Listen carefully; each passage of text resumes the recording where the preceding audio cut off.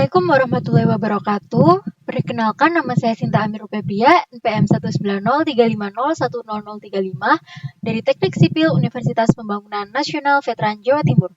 Di sini saya akan menjelaskan tentang dasar-dasar perencanaan teknik sungai. Kegiatan teknik sungai secara umum.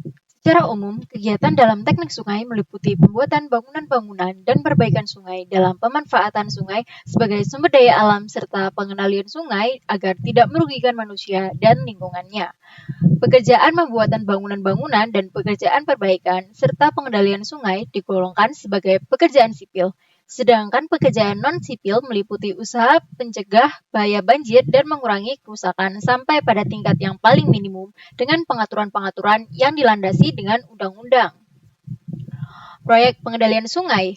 Tujuan pengendalian sungai adalah menstabilkan jalannya air pada bagian tertentu di sungai dan mengatur agar penggerusan pada tebing dan dasar sungai sekecil mungkin.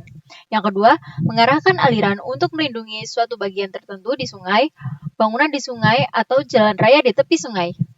Yang ketiga, melewatkan dengan aman dan cepat aliran banjir yang tidak lebih dari debit rencana. Yang keempat, mengusahakan agar pengangkutan sedimen mantap. 5. Mengatur dalamnya air, kecepatan aliran, dan arah aliran untuk kepentingan navigasi. Proyek pengendalian sungai dibagi dalam 3 kelompok. A. Pengendalian alur sungai dengan tujuan melindungi dan mempertahankan bentuk penampang melintang dari erosi tebing. Mengarahkan aliran untuk mengatur kedalaman air untuk kepentingan tertentu, irigasi, navigasi. Mengarahkan aliran untuk melindungi tebing sungai, bangunan-bangunan yang ada di sungai atau jalan raya di tepi sungai. Termasuk dalam pekerjaan ini antara lain adalah konstruksi, pelindungan, dan penguatan tebing, ambang, bendung, konsolidasi, dan krip.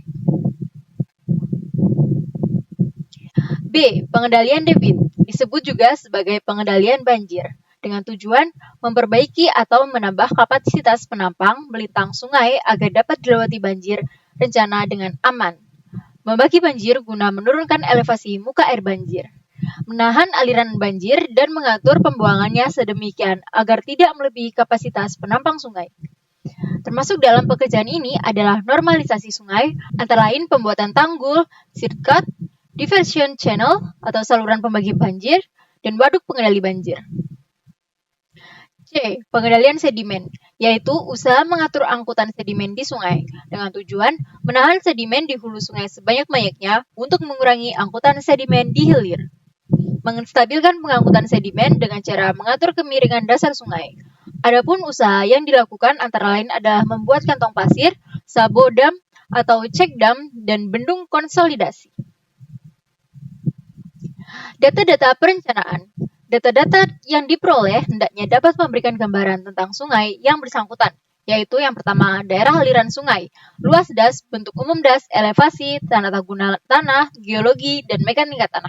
Yang kedua, geometri sungai dan karakteristik fisik sungai, kemiringan dasar, bentuk penampang, kekasaran saluran, angkutan sedimen, bentuk bagian-bagian ruas sungai, perubahan dasar, dan sebagainya. Yang ketiga, hidrologi. Debit maksimum, debit minimum, debit rata-rata, elevasi muka air, kecepatan aliran, curah hujan, muka air tanah, karakteristik meteorologi setempat, dan sebaiknya. 4. Data penunjang lainnya.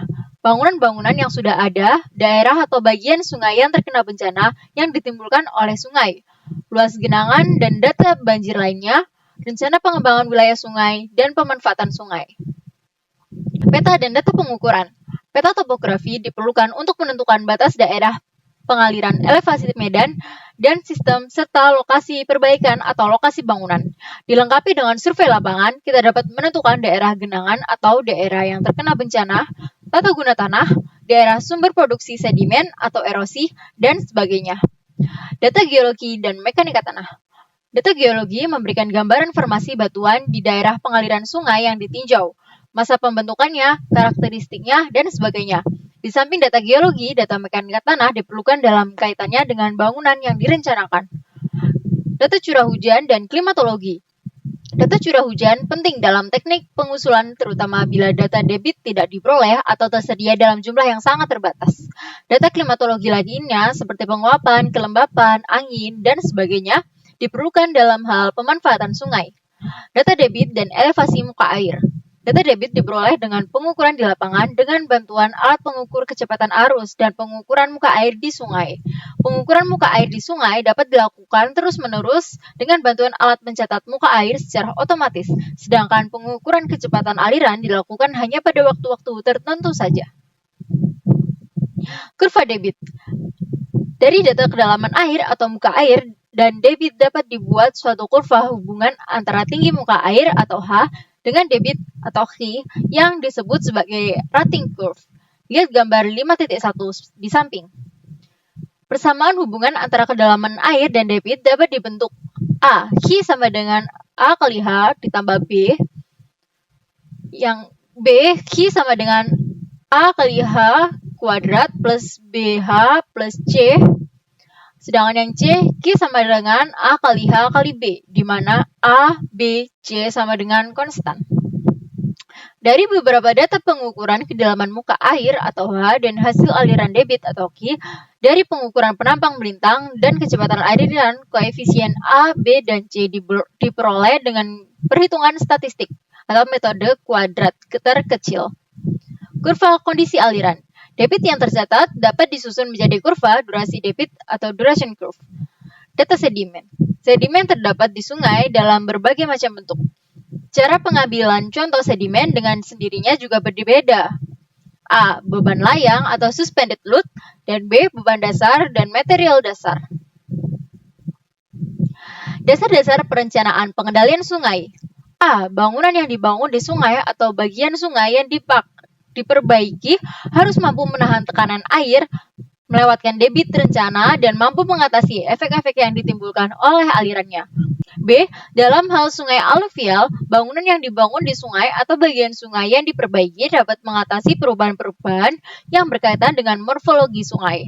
Prosedur umum perencanaan pengendalian sungai adalah: yang pertama, menentukan debit rencana, yang kedua, menentukan lokasi pengendalian atau bagian yang diperbaiki, yang ketiga, menentukan elemen perencanaan, yang keempat, menentukan penampang memanjang, yang kelima, menentukan penampang melintang, yang keenam, menentukan konstruksi sesuai dengan tujuan pengendalian dan perencanaan hidrolik dan stabilitas bangunan atau saluran.